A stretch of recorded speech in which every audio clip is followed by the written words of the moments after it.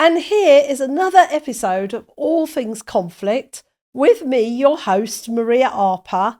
And today I'm bringing in someone called Sarah Wilson. Sarah is a barrister for MK Law and has also started an organisation called Streetwise Law. Sarah specialises in youth justice and helping young people to understand the law, understand their rights, understand their responsibilities, and to be able to navigate the world, whilst also representing them in the formality of the criminal justice system. She is one of those exceptional people with a passion and an energy that is just infectious, and yet so down to earth and grounded and wise and experienced in her subject field. So I can't wait to begin this conversation. Let's jump in.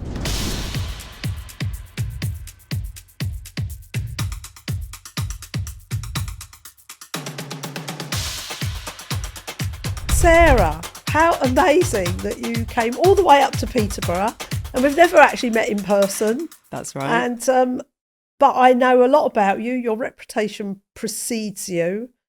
And this series is called Justice Redefined for the show All Things Conflict.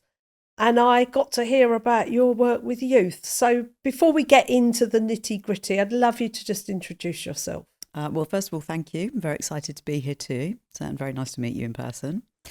Okay, so I qualified as a lawyer in 2010.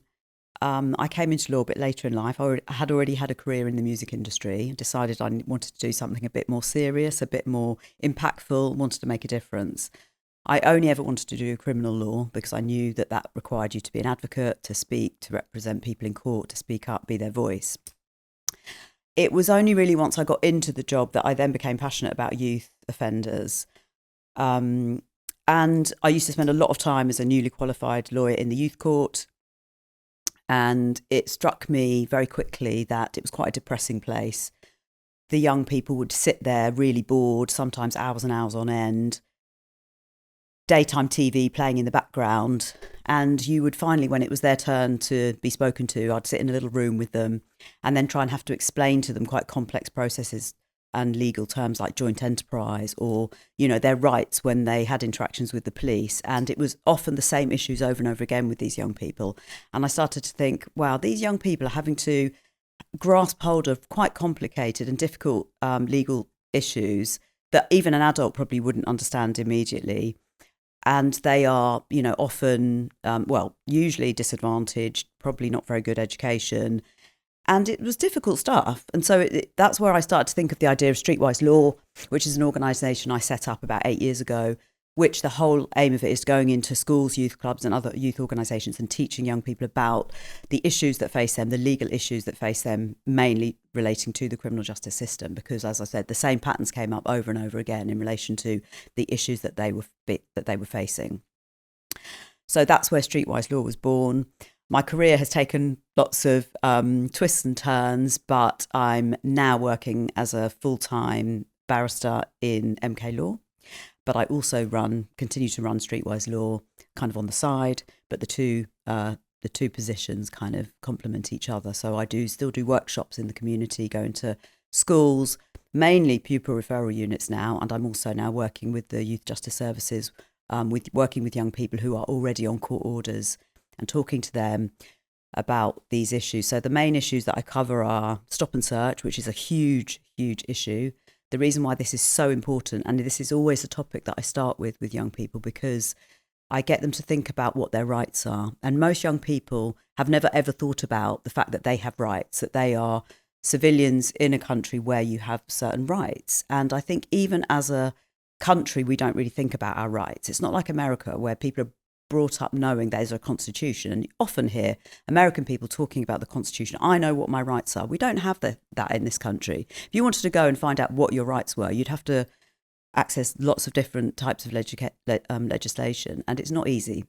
So with the topic of stop and search, I always get the young people to first of all start thinking about what are your rights, because you do have rights as an individual. Now, that could be that's relating to anything. It could be employment, housing, interactions with the police, every area of life. We have rights, we just don't know what they are. And rights mean nothing if the people that they are bestowed upon don't know how to exercise them. So I'm really passionate about getting all people, but particularly young people, to think about that, because once an individual starts to think about the fact that they have rights, that could change their whole attitude to life, because they'll suddenly think, if I have rights, then I just need to figure out how to exercise them. And then that could change, in every arena in life. If you suddenly realise you do have the power to do something, if only you know what that power is, then you can make differences. So with stop and search, it's a huge issue because it affects lots of young people. Young people go out on the streets, they get stopped and searched, particularly if you're from an ethnic minority and you're from a poor background and you're living on an estate or quite an urban, rough part of London. And those interactions that young people are having with the police can be really impact the way that they interact with adults and people in authority going forward. And if that is a negative experience, then that can also lead them to have more negative experiences with other adults and people in authority. So if that experience could be more of an equal position where they feel more equal than they do, like they are being imposed upon, then that can really change. And so even when I get the young people to think about the fact that they do have rights and that the police can't just do whatever they want, that they really, their eyes open up and they go, really? And when I speak to them about the fact that the police might actually do things wrong sometimes, they almost can't believe it. And I've had, when I get them to do the feedback forms, they often say, she's told us the truth, and things like that. So it's like they're being told, often they get, in schools, young people are often told, you mustn't do this, you mustn't do that. They're kind of preached to. Police officers will often go into schools and say, you're going to get into trouble if you do this, that and the other. And even if, with all the best will in the world, they coming from a certain attitude and position. Whereas when I talk to them about, it's very neutral. It's like, look, you have rights, the police have powers. When you start to think about where that interaction is, and that it is a more of an equal interaction than just they have all the power, then they do start to look at things differently. And I think that can be very eye-opening for young people. So yeah, I always start with stop and search, then moving on to, I talk to them about drugs, looking at the drugs law in this country, how they're not fairly applied across society, not fairly applied across ethnic groups or class. Joint enterprise, which is another huge issue for young people, where you can end up getting charged with a crime, even if you're kind of on the periphery or played a very, very small part. And again, this is a legal principle that is disproportionately used against young people because they tend to hang out in groups or gangs on the streets where you're more likely to get caught up with other people doing things. Then also looking at knife crime, another huge issue in society today. And also then I also get the young people to look at sexual offences, sexting online, looking at the law around that, and other issues relating to sexual offences like the way that mobile phones are being used, and consent, which again is another really important issue for young people to look at. So that's Streetwise Law. In my day job, if you want to call it that, my speciality is representing young people in the youth court. So I spend many an hour of the day in the youth court representing young people and trying to help them through that process. I mean, I'm just blown away, I have to say. And so much of what you said resonated from, when I was doing a lot of gang work and street work and, resolving conflicts in the community. But what I really loved, I think what really touched me was that blend of, you are a barrister, you work in a law firm, you go to court, you do the formal, but what you realise is there's a bridge to the informal of, informing and educating your client group, your target audience, the people that are likely to interact with the law, because there is no education on it. I mean, I do a lot of work in prisons and, often, someone gets arrested and then there's 2 to 3 year journey of having to learn a whole new language, of having to understand what on earth is happening to you. And, that's one thing when you're an adult. It's a whole other thing when you're sort of 14 or 16 and you're going through puberty and you've got all sorts of social deprivation issues within your community. And all the things that I'm sure, in law are just not taken into consideration. Yeah, absolutely. I think that's such an important point, and that is exactly how I feel with the young people that I talk to, that they are facing difficult concepts and having to grasp that. So you're absolutely right. Like my thing is always like, look, we know that we live in a society right now where there's lots of problems. Yes. And the law is one little area. I'm a lawyer. And so when people talk to me about, what are the solutions? Like, I'm quite political, I take an interest. I'm interested in current affairs. And I always like to look at how politics interacts with what I do as a lawyer. And I don't have all the answers. And I don't think in the law we can resolve all the issues in society. Absolutely not. So what I always say is, look, as a lawyer, I do my little bit. So I think we've all got different skills. You could be a journalist, you could be a teacher, you could be a youth worker, you could have other skills, like you might be really good in finance or business, but all of us can play a part in using our skills to actually help make the world a better place. And so that's what I feel really passionate about, is not just going to work, doing my job and getting good results for my clients, but really looking at how can I as an individual, not that I myself can change the world, of course I can't, but we can all do our little bit, and to use the skills and the passions that we have to make that difference and to collaborate, to come together with other people that have got other amazing skills and talents and passions, and bring all of those together to try and make the world a better place.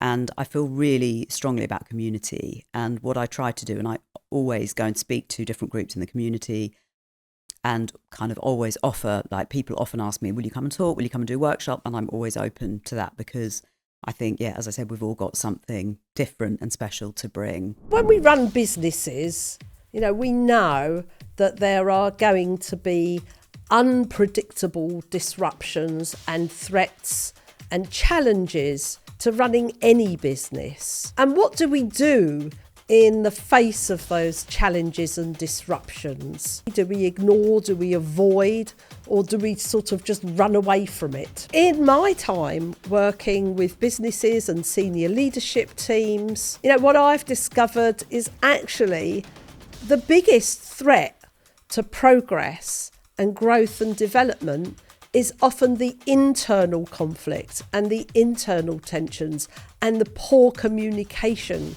between team members or even in the boardroom. Internal conflict on its own is harmful enough. And when you combine that with external threats and pressures, it becomes a real existential threat to a business. So once a year, I open up an annual dialogue roadmap training specifically to help people in leadership positions develop the skills of conflict resolution, dialogue, compassionate communication, in order to be able to handle these kinds of disruptions with elegance, with grace, and with precision. Anybody in a line management or leadership position needs these skills as second nature, as something that you develop and that you can walk into any situation and know exactly what to say, how to handle it, and be a safe container for all the people around you that are relying on you or depending on you. So if you want to know more about this training, and it's only once a year and it is limited, click the link on the show notes below the episode if you're listening on audio, and if you're watching this on video, just click on the link below in the episode description. And I look forward to hearing from you, and I'd be more than happy to open a conversation if you think this might be for you. Thank you. Yeah. So you're sort of reminding me of, there was a time when I was chair of a Key Stage 4 pupil referral unit.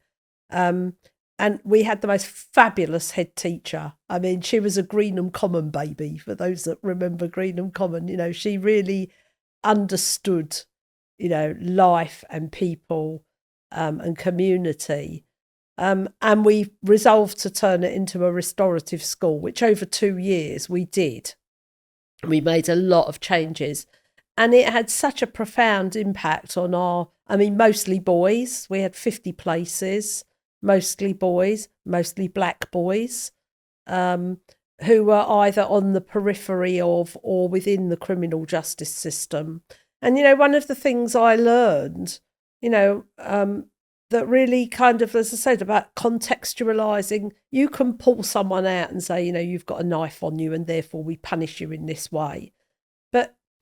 Or you're dealing drugs, but some of those boys were parenting their mothers. They were parenting their mothers who were so up to their necks in sort of, gang life or whatever they were involved in that couldn't get out. And so they saw themselves as contributing towards the electricity bill. Really basic stuff. So those for me are, yes, then there's a net result of a crime has been committed, but it sits in a huge social context which we're just not talking about. Absolutely. That's exactly what I always say to people. The criminal justice system is a very blunt tool that has to deal with issues that really are so much deeper than just somebody committing a crime. And really, and in fact, I was talking to some of the young people that I teach this week, knowing that I was coming here today, and I actually was asking them what their opinion of the criminal justice system was. And first of all, it made me reflect so much, which I always think anyway, but that, when it comes down to it, most of the problems that people are facing coming to the criminal justice system are ones of, lack of housing, lack of jobs, don't have enough money, all of these things, mental health issues, trauma, and the inability to resolve conflict. Well, that's my bag, yeah. Yeah, exactly. and that is so interesting because I've always thought that, I always think about my job being 50% of the people come through the criminal justice system are people that have an issue with resolving conflict. And so whether it's domestic related or kind of in the community, having fights with knives, etc., so much of it is the inability to resolve conflict in a healthy way. And when you think about, when I think about the people in my life that I'm quite close to, how many people, when you think of friends or family, how many people actually can resolve conflict in a really healthy way? It's quite rare that you find people that can resolve conflict, whatever class or background you come from. So, let alone the people who are the most disadvantaged. So, but coming back to what the young people said to me was, first of all, one of my young people said they didn't really know what was going on when they came to court. And most of it was being done behind closed doors, which I thought was quite interesting because that's not necessarily the case, but that was the perception, that most of it's being done behind closed doors and they kind of just come in and they're just told what to do and they do it and then they go home. So I think there's a real problem with lack of real understanding. But I think it's because, like you were talking about, the language, just everything being done so quickly and so rushed. People are rushed into court. You might get, quick conference with your lawyer. You're being told all this information very, very quickly, rushed into court. And there's just very little time to do things properly. And so that people, and that's the same with adults as well as young people, but it's just the same process of everything being so rushed and so last minute. And then another young person saying that they felt that as soon as they had that first interaction with the police, then that set off a snowball effect of like social services being involved in the family. That could lead them then being put into care. Being put into care then led them to becoming more involved in criminal activity, and it just going on and on from there. So it's almost like this sense of, as soon as you have that first interaction with the police, it's kind of game over, because then you are in the system. That's how he described it. You're then in the system, and that system has a hugely negative impact. And then speaking to a youth worker as well, they were just saying that, because we both agreed that seems the only thing that will help a young person stop being involved, as we were talking about before, the serious criminality that young people are kind of being dragged into because of their circumstance, and because often they are acting under duress or being exploited by older people, that they just have no option but to carry on doing what they're doing. Not necessarily that they're being forced. They are often going into criminal activity willingly, but like you said, because they need money, because they want to help their families, because they have no hope. They've got no hope of getting a job.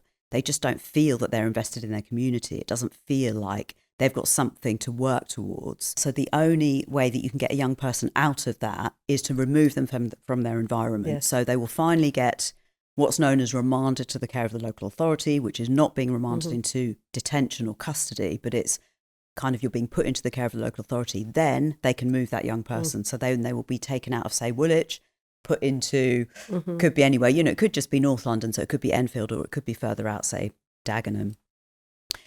And once they're removed, but they are then put into a care home where there is a lot of support. That is often a one-to-one support. So they are suddenly getting all this intervention, they've been given activities, and it's hugely expensive because there are very few state providers, which again, I think, I'm a big believer in state provision because I think it's usually cheaper, and I think there are much better standards and regulations around state providers. But, as in so many areas in life now, everything has been privatised. The local authorities are having to pay huge amounts of money to place these young people, often, as I said, on a one-to-one basis with maybe 2 or 3 24-hour, 24/7 care. But often those placements do work because they are having such close interaction with professionals who are able to properly interact with them and look after their needs, and they're given meaningful activities to do. But that does also mean them being taken out of their communities, away from family, away from friends, which, is on the one hand, it's because they're being trade-off, isn't it? Well, it is, and they're being Huge. moved away from people that are perhaps getting them into trouble. But at the same time, there would be other friends or family members who they are also being taken away from. And most of the young people don't want to go. And once they're there, they don't want to be there. That's the reality. But quite often, once they are there, they will stop committing crime. And bit by bit by bit, I think they often will say, actually, well, it's kind of like having my own place. And then once they turn 18, they'll then be moved into a semi-independent place. And sometimes it can work quite well. I'm not saying that that's, the only solution. It's a shame we don't have better community solutions that could keep a young person where they are. But there certainly seems to be this one solution that does seem to work, although it's hugely expensive. Well, I mean, I looked at this a long time ago, and when I looked at what, potentially what the spending is on a vulnerable young person, and let's not imagine that these young people aren't clever, intelligent and wise, perhaps sometimes beyond their years, just very angry. That's what I found. A lot of these boys were just very angry because they worked out that the system isn't acting in their favour at all, that there's nothing in it for them. Yeah. But when I worked out the cost, there was lots of conversation about, well, maybe we should just be sending them to really expensive boarding schools where they could actually have aspiration, because it would probably be cheaper and their outcomes later on in life would be greater. Yeah. I mean, I was given a figure of £30,000 per week for some of these care homes. And when the figures are astounding. And I think it should be being exposed more, because I just don't think people understand. I mean, I think if we could see where our money is going, I don't think anyone would agree that that's the way it should be being spent. And if you think about if that money could be being used more wisely, what you could actually use that money for. But I just think I think there's so many holes in the system now, whether it's mental health, social services, education. I mean, everything. Wherever you look, there have just been cuts. There have been vicious cuts across the board to every type of public service, and of course that has an impact. And I think where we are now, we're just kind of firefighting on the surface of what's really going on. Yes, and lots of charities are going under. Lots of charities that do this work are not surviving. It's just I was recalling. I wanted to sort of pedal back a bit to something that I heard you say around the kids being exploited and all the rest of it. And I remember I did quite a lot of work with a nightclub owner who sadly passed away during COVID, but he was so wise, and we learned so much off each other. And I remember him somebody talking to him about some kids on an estate in South London, and that they, done a spate of burglaries, and this person had gone and reported them all to the police. And then what had happened was the kingpin drug dealer had got wind of this person and was following them around, and they felt very threatened.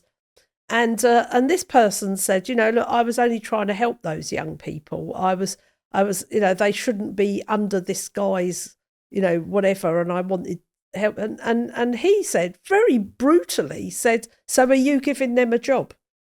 Are you going to provide for them? Because while this might be the worst outcome possible, at least they're getting someone's looking out for them. And I know it's horrible and it's wrong, but who are they going to turn to when you've disrupted that whole system? Because you can disrupt a system when you've got alternatives to provide. And that's harsh and brutal, and I know it's controversial, but I really saw the sense of it. Yeah, I think it's so true. It's like with lots of these young people being exploited, it's everybody knows, when when we get to court and because a young person can run a defence now that they are being exploited. And because they're under 18, you don't need to show, as you would for an adult, that they are being forced into acting in a criminal way. But you would just have to show that another young person with the same vulnerabilities as them would have done the same thing in all the same circumstances. So when you run a defence like that in court, we get all of the kind of behind the scenes documents from the local authority and the police and everything. And when you read through these documents, it's just unbelievable what you see. It's for years and years. These young people have been flagged up as being exploited. They've gone missing. They've been stopped by the police. Clearly, often with older people. Sometimes they're presenting at hospital with older people, and there's all of these things, but nobody has a solution. So the police could, they have all these meetings. You've got social services, youth workers, youth justice services, the police sitting down, all going, yes, this young person is being exploited. And sometimes it's starting from 12, 13. I might only meet them when they're 15. But nobody has a solution of how you stop this and how you actually help them. And it's deeply frustrating when we've got all the knowledge and the information, but nobody has a solution. And I just would like to see I think my kind of vision, and again, this is not a thought, like fully formed vision, but the idea of having like community groups where people are actually coming together to try and create safe spaces for young people, really, with people that the young people can start to trust, like really strong community groups where you can say, you can come here and you're going to be safe, because young people do not feel safe. Yes. And they certainly don't feel safe to call the police and think that the police are going to help them. And, there are some genuinely good police officers that are saying we want to help the young people. But at the end of the day, when it comes down to a young person being stopped by the police, potentially committing a crime, in my experience, they are being treated as criminals. It's not as if there's a thing of like, oh, we really want to help this young person. We're really concerned about them. Really, when it comes down to them being arrested, and when you get into court, Crown Prosecution Service are very, very cynical. It's just a conveyor belt. I mean, it's just a conveyor belt. And it's this kind of attitude of, oh, well, they might be young, but, they had a choice, and it's just, there's a lack of understanding of, well, like you said, what choice? Yeah. What is the alternative for these young people? And like I said, I don't have the answer to how we just go out there and create a safe space. But I just feel that community, we don't have as strong communities now, I feel, than we used to. And I feel like that is where the focus must be. And I don't think this is going to come from government. We can't rely on the government to do this because they're not. They're not and going to. I think that they just don't feel, there is no will from government to actually create strong communities, because if there was, there would be a focus on housing, like allowing people to live in their communities, stay in their communities. There would be a focus on building proper council housing so that people had lifelong places to live, and a focus on what was the other thing I was thinking? It'll come back to me. Yeah. So can I just jump in here, because I've heard you say we need some better answers, and it sits in the community, and government aren't going to sort this. One of the reasons government aren't going to sort it is because they may only be here for 4 years, and this takes a generation. It's a 10-15 year process to embed a different set of behaviours into a community. And I'm really sure about that because of the work I did on the streets. But for the last, I'd say 25 years, I have been pitching and talking about, my vision, and you might be the person, is that we create in communities a youth dispute resolution service run by young people, supervised by adults. And then we bring the parents in to teach them a different way of communicating. And then we bring some of the veterans, the people who are out the other side of sort of gang world, and we train those as well. And you create a safe container where disputes can be sorted so that, the thing is, adults don't like, this was something that came from young people. Adults don't like us fighting, right? So because adults don't like us fighting and they punish us when we fight, we have to go and have our fights where people can't see us. Isn't that, what a great piece of wisdom. So what I'm saying is we could actually, as a community, create a proper supervised, properly trained container and give kids the skills to be able to resolve these conflicts and teach them a whole nother way. Yeah, I think that is such an amazing idea. And I've pitched it to government, I've pitched it to, all over the place. And what happens is there's a kind of spark of interest, but when it actually comes to putting the money on the table, everyone disappears. Interesting. Yeah.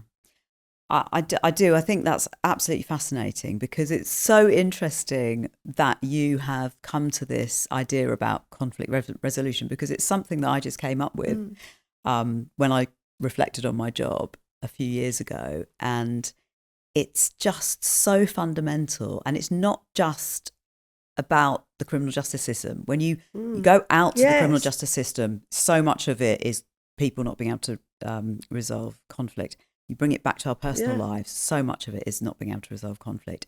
It's the micro and the macro of the world. And we have so little skills in being able to resolve conflict. And some people are kind of naturally better than others, perhaps because they're just a bit more tolerant, a bit more open-minded, a bit more patient, and able to be perhaps a bit more emotionally intelligent than others.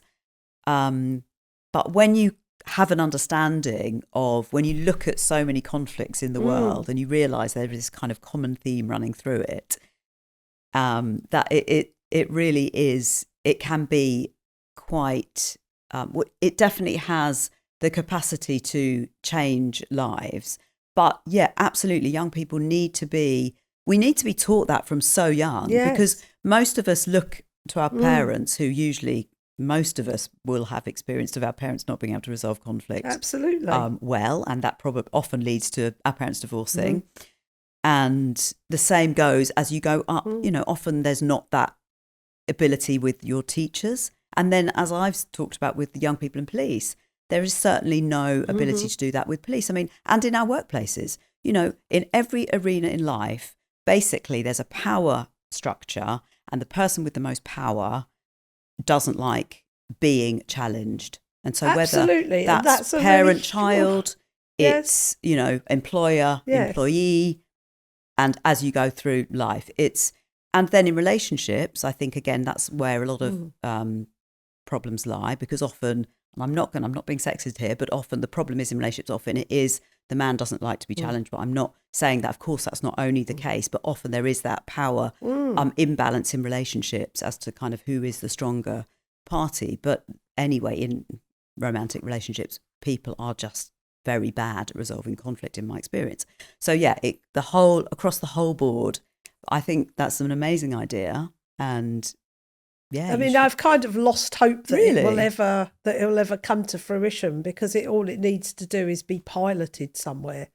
That's interestingly enough, there was a woman in America called Erica Ford, And what she did was she took a whole precinct in Jamaica, New York, and she called all the young people together, and she had some guys, heavy duty guys who were, completely changed their ways and really wanted to help the youth.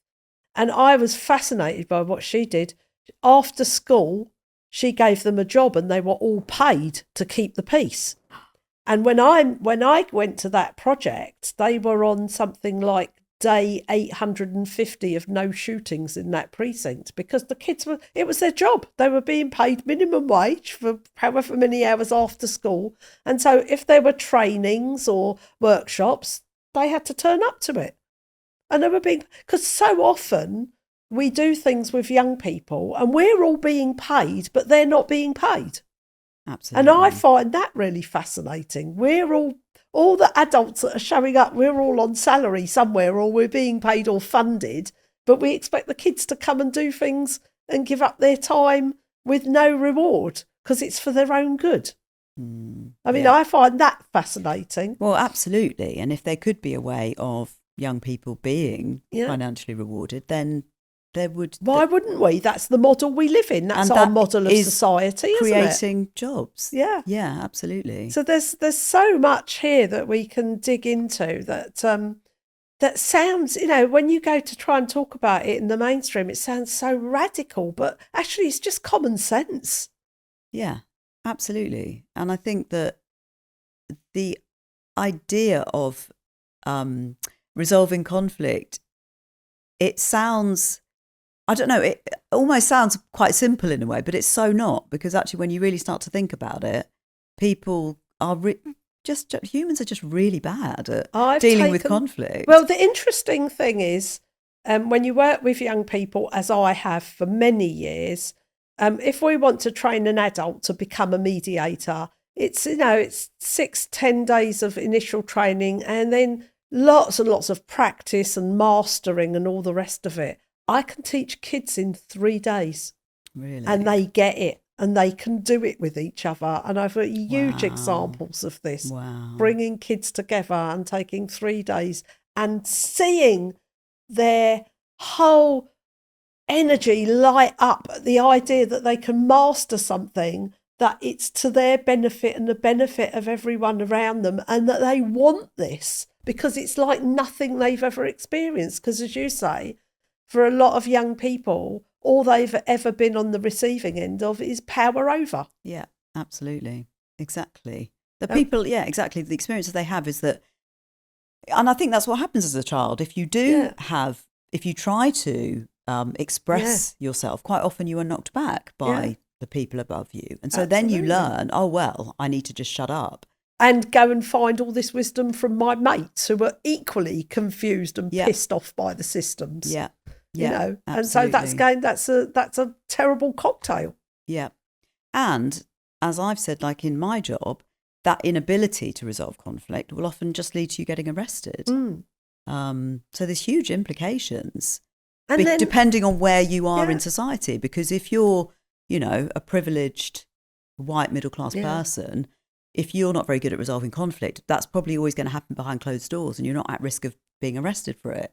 But if you're, poor kid, I talk about this with neighbour disputes. If we own our own home, we're going through the civil justice.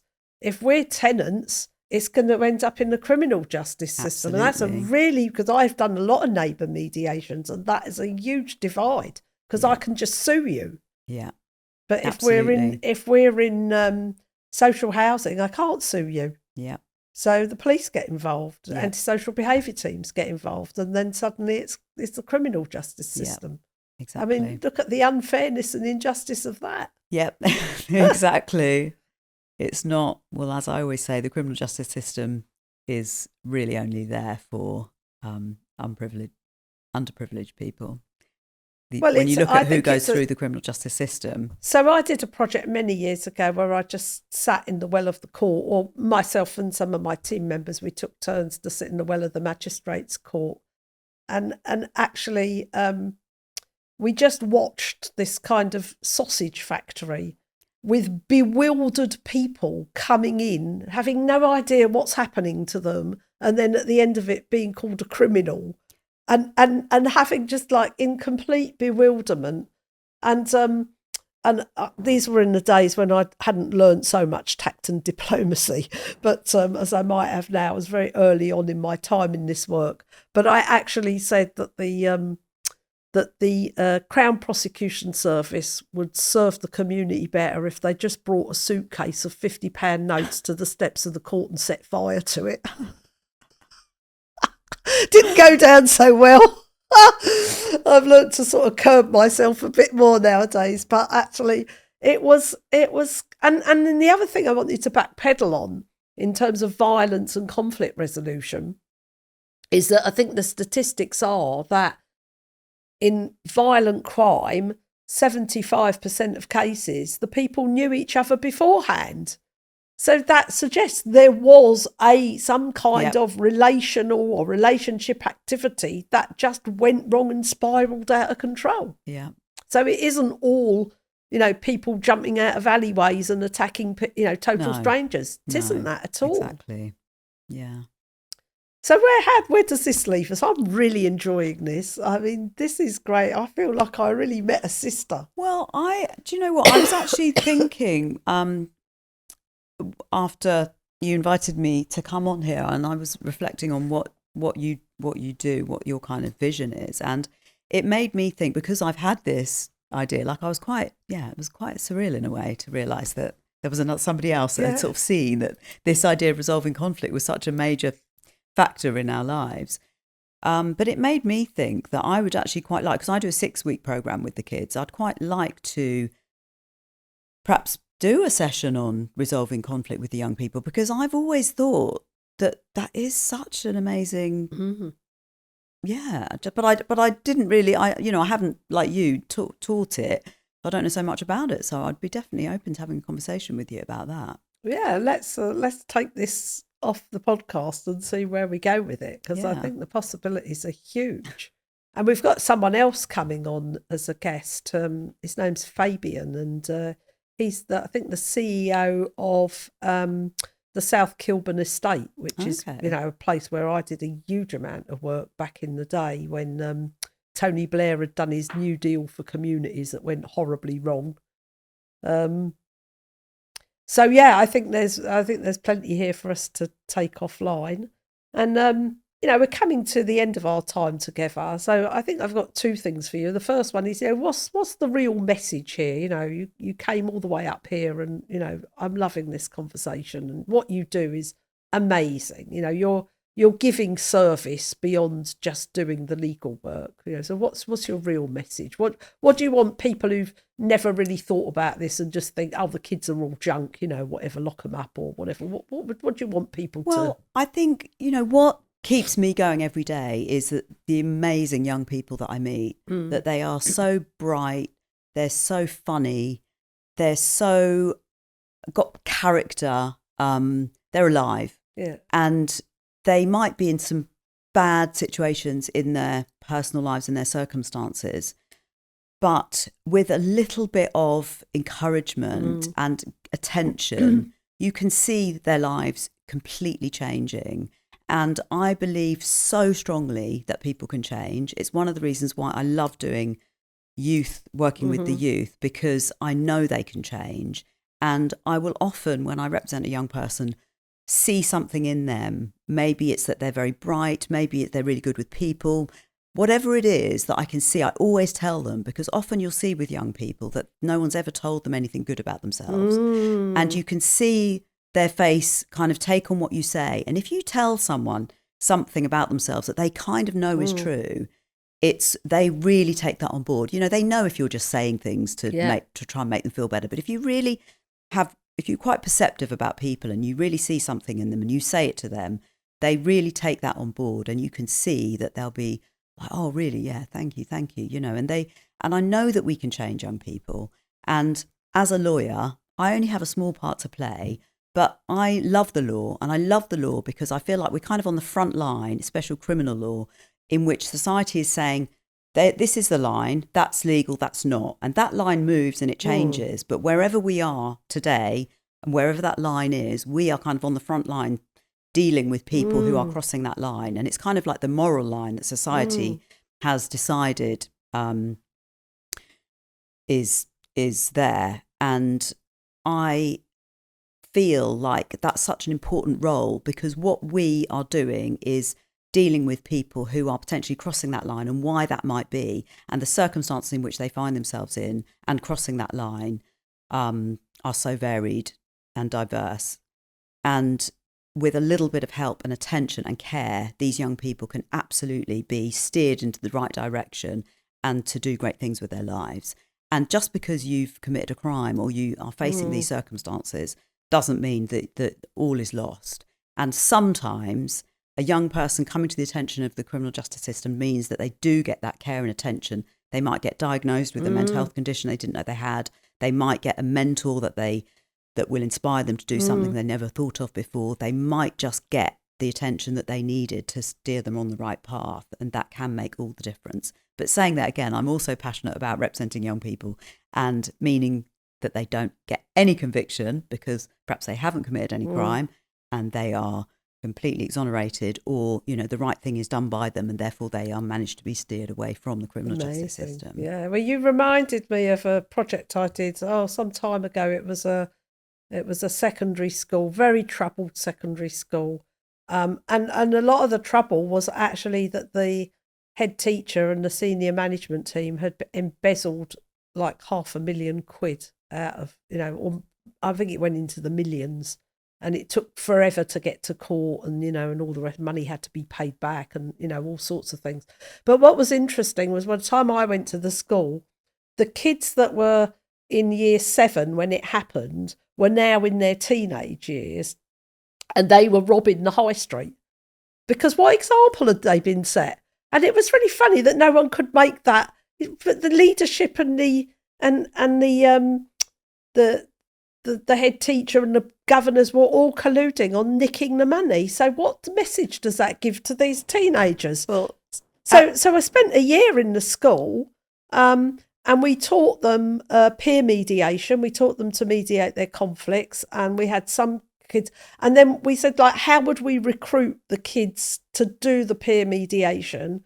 And they wanted to get their friends. And I said something like, well, you know, but then what if we miss somebody that's really could have been really good at this because we just used favouritism? So we taught them to do a proper interview process, application. And I brought a friend in who taught them all about interviews, applications, making a fair process. They set up a panel. They did it all and they did it all themselves. And then we wanted to bring the community in, because there was the school. I mean, there were mounted police officers outside at 3 p.m. every day. I mean, it was that bad, and they'd all been banned from all the shops on the high street. And we said, let's invite the community in. And the kids said, but they need to talk to us, not the teachers, because we're the ones that have created the problem, and we're the ones that want to put it right. So we had some like the manager of Wilkinson's, and, you know, all these different community members came in. And one manager said, you know, if we get a work experience letter from a kid from this school, we just tear it up and put it in the bin. We're not interested, because a kid from this school threw bleach over a member of staff. So they got to hear, you know, it was a real restorative process. By the end of the meeting, they were offering them all jobs.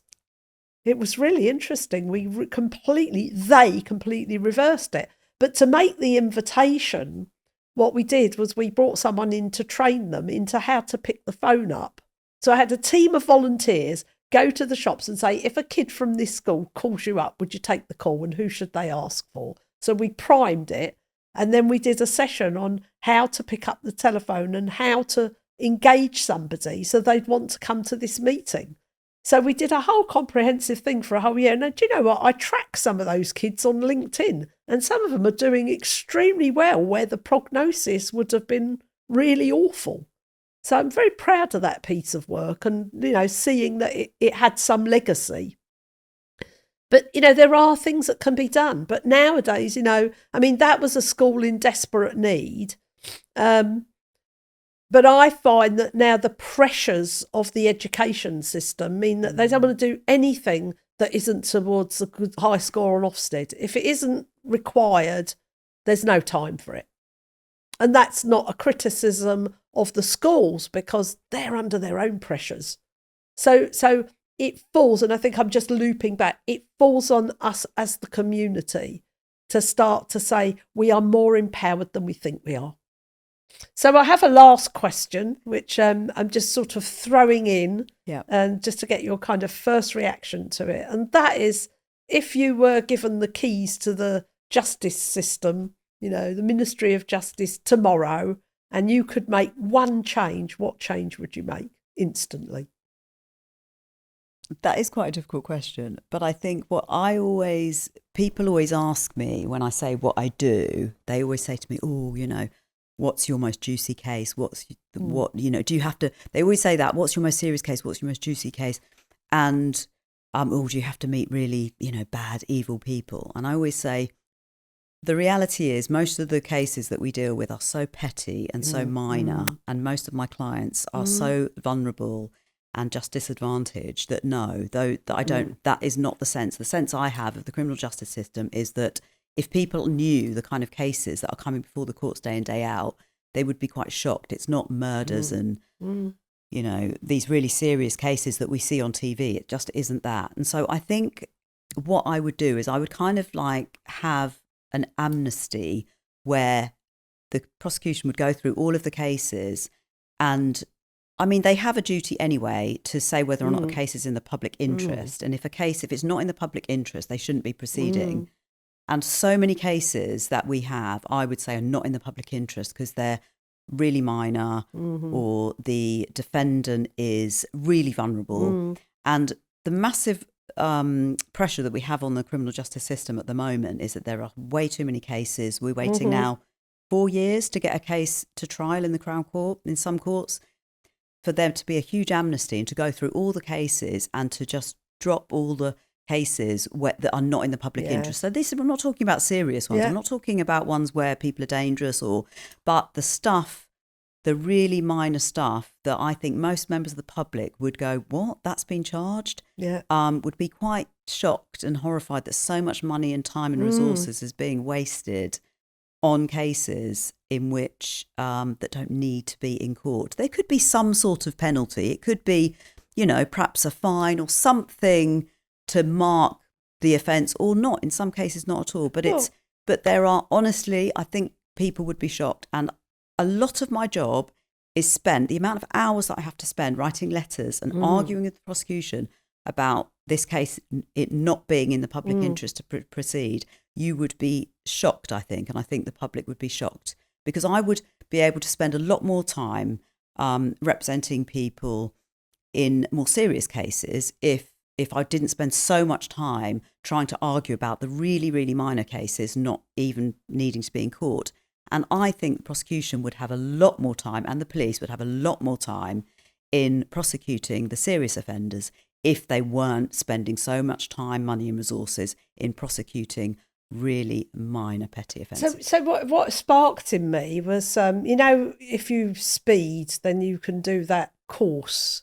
Absolutely. Maybe there's a solution like that. Absolutely. Where there's a sort of a restorative healing kind of educational program, and as an alternative, because I know they do cautions, but that's not, but something that actually has and adds value to the person, that could be a sort of mandatory thing you could do. Yes, exactly. I think not that's that difficult, really is it, for the simple stuff? A really good example of what could be done. Absolutely. Amazing. Because you're sparking off so many things in me. I did a little bit of work in New York a few years ago, and of course their district attorneys are elected officials, so it's in their interest to do prevention work. Right. So I was involved with a re-entry project that was for people either coming out of incarceration, as they call it in America, or they had got it to the point where it could be an alternative to incarceration to come on this project and serve community. I mean, absolutely amazing. And then we brought the conflict resolution piece, because wherever you put a group of people together, they're going to start arguing with each other, no matter how well intended. And I just thought, God forbid the Crown Prosecution Service should ever do outreach and prevention work. Now, there's a thought. Yeah, absolutely. Yeah. And on that note, this has been an absolute delight. And thank you so much. Thank you for all the service you give to all those young people, and for shining a light on some of the issues that most people have not thought about. Thank you. Thank you.